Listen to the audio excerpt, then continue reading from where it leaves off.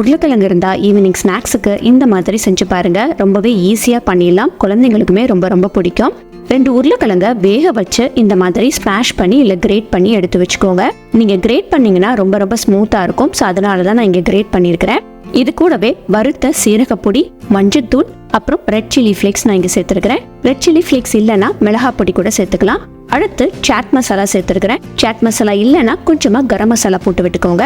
இதுக்கு தேவையான அளவு உப்பும் கொஞ்சமாக கொத்தமல்லி தலையும் போட்டு விட்டு இதை நல்லா ஒரு தடவை கலந்து விட்டுருங்க. இது இப்போ உரமாக இருக்கட்டும். அடுத்து இன்னொரு பவுலில் 1 கப்பு மைதா எடுத்துருக்கிறேன். அதுக்கு தேவையான அளவு உப்பு போட்டுட்டு 1/2 டீஸ்பூன் அஜ்வைன் சீட்ஸ், அதாவது ஓமம் சேர்த்துருக்கிறேன். உங்களுக்கு ஓமம் இல்லை அப்படின்னா நீங்கள் அதுக்கு பதிலாக சீரகம் சேர்த்துக்கோங்க. அடுத்து 1 டீஸ்பூன் நெய் விட்டு நல்லா இது 1லேருந்து 2 நிமிஷம் கலந்து விட்டுக்கோங்க.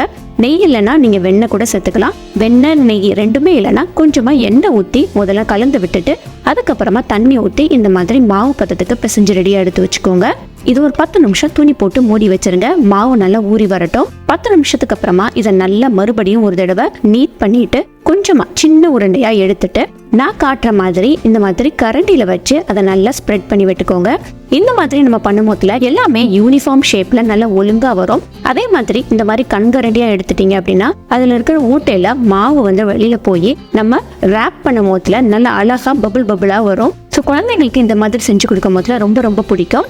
இதுக்கு நடுவில் நம்ம ப்ரிப்பேர் பண்ண உருளைக்கிழங்கு மிக்சரை நடுவில் வச்சு இந்த மாதிரி க்ளோஸ் பண்ணிடுங்க. ஃபர்ஸ்ட் சுற்றி இருக்கிறது எல்லாத்தையும் சென்டருக்கு கொண்டு வந்து 2 எட்ஜஸையும் நல்லா ஒன்று போல பிடிச்சு விட்டுருங்க. நல்லா சேல் ஆகிக்கும். நல்லா சேல் பண்ணிடுங்க. இல்லைன்னா உருளைக்கிழங்கு வந்து நம்ம எண்ணெயில் பொரிச்சு எடுக்கும் போது வெளியில் வந்துடும். ஸோ இந்த மாதிரி சேல் பண்ணி ஒன்னொன்னையா நம்ம ரெடி பண்ணி எடுத்து வச்சுக்கலாம்.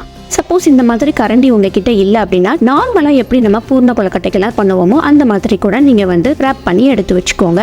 பார்க்கறதுக்கே ரொம்ப அழகாக இருக்குது இல்லையா? இது எல்லாத்தையும் இப்போ நம்ம கொஞ்சமாக எண்ணெய் விட்டு டீப் ஃப்ரை பண்ணி எடுத்துக்கலாம். இதை வந்து ஷாலோ ஃப்ரை பண்ணிங்கன்னா அந்த அளவுக்கு நல்லா இருக்காது. கொஞ்சமாக எண்ணெய் ஊற்றி டீப் ஃப்ரை பண்ணி எடுத்துக்கலாம். ஸோ இப்போ நமக்கு சூப்பரான உருளைக்கிழங்கு ஸ்நாக்ஸ் ரெடி ஆகிடுச்சு. கண்டிப்பாக வீட்டில் ட்ரை பண்ணி பாருங்கள். அடுத்து எந்த மாதிரி ரெசிபி வேணும்னு சொல்லுங்கள். உங்கள் நேமை சொல்லியே ரெசிபியை போட்டுடலாம். தேங்க்யூ. தேங்க்ஸ் ஃபார் வாட்சிங்.